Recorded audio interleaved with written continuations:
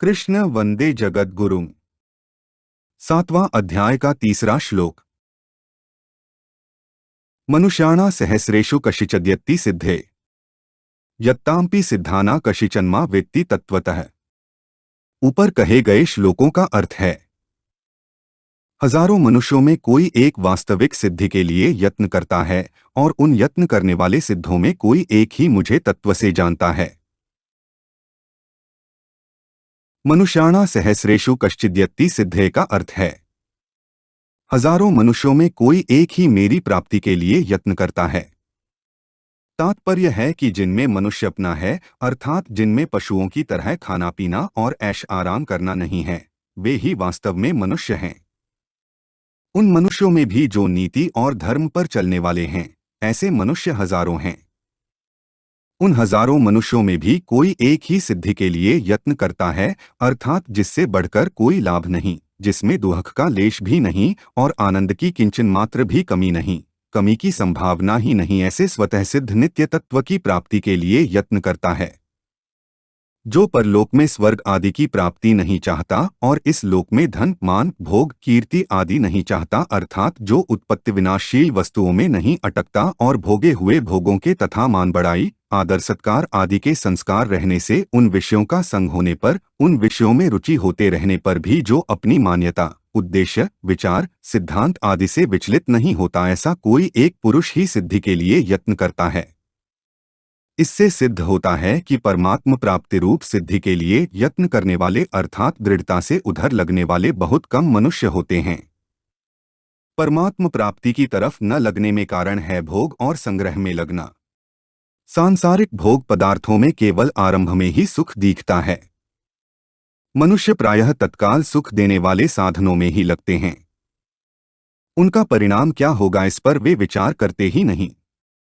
अगर वे भोग और ऐश्वर्य के परिणाम पर विचार करने लग जाए कि भोग और संग्रह के अंत में कुछ नहीं मिलेगा, रीते रह जाएंगे और उनकी प्राप्ति के लिए किए हुए पाप कर्मों के फलस्वरूप 84 लाख योनियों तथा नरकों के रूप में दुख ही दुख मिलेगा, तो वे परमात्मा के साधन में लग जाएंगे। दूसरा कारण यह है कि प्रायः लोग सांसारिक भोगों में ही लगे रहते हैं। उनमें से कुछ लोग संसार के भोगों से ऊंचे उठते भी हैं, तो वे परलोक के स्वर्ग आदि भोग भूमियों की प्राप्ति में लग जाते हैं। परंतु अपना कल्याण हो जाए, परमात्मा की प्राप्ति हो जाए, ऐसा दृढ़ता से विचार करके परमात्मा की तरफ लगने वाले लोग बहुत कम होते हैं। इतिहास में भी देखते हैं तो सकाम भाव से तपस्या आदि साधन करने वालों के ही चरित्र विशेष आते हैं। कल्याण के लिए तत्परता से साधन करने वालों के चरित्र बहुत ही कम आते हैं।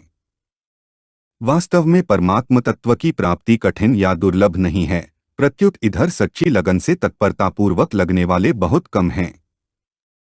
इधर दृढ़ता से न लगने में संयोगजन्य सुख की तरफ आकृष्ट होना और परमात्म तत्व की प्राप्ति के लिए भविष्य की आशा रखना ही खास कारण है।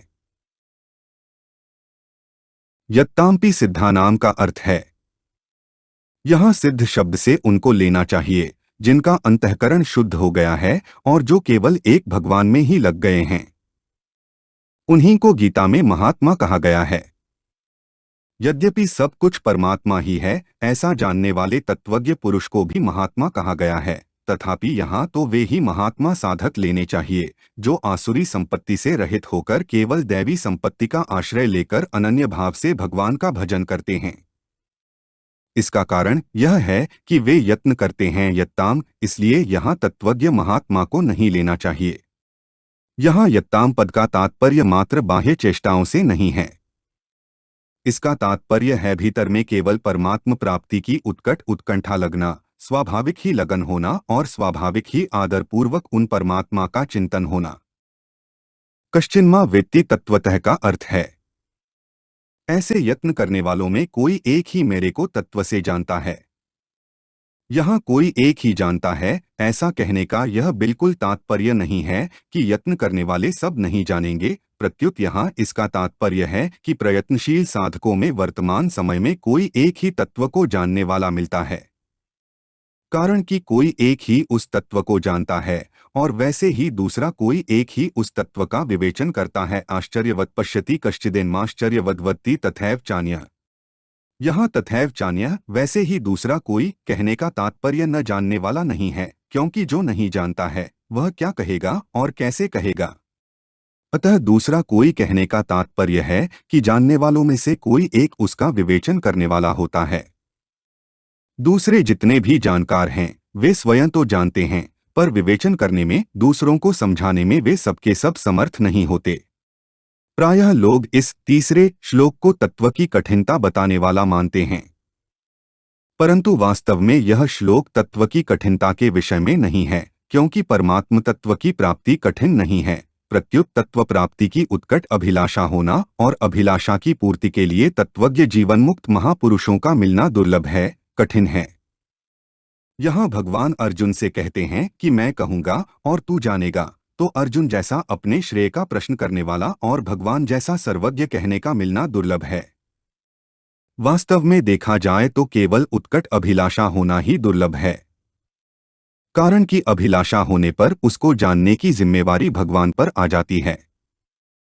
यहाँ तत्वतः कहने का तात्पर्य है कि वह मेरे सगुण निर्गुण साकार निराकार शिव शक्ति गणेश सूर्य विष्णु आदि रूपों में प्रकट होने वाले और समय समय पर तरह तरह के अवतार लेने वाले मुझको तत्व से जान लेता है, अर्थात उसके जानने में किंचन मात्र भी संदेह नहीं रहता और उसके अनुभव में एक परमात्म तत्व के सिवाय संसार की किंचन मात्र भी सत्ता नहीं रहती।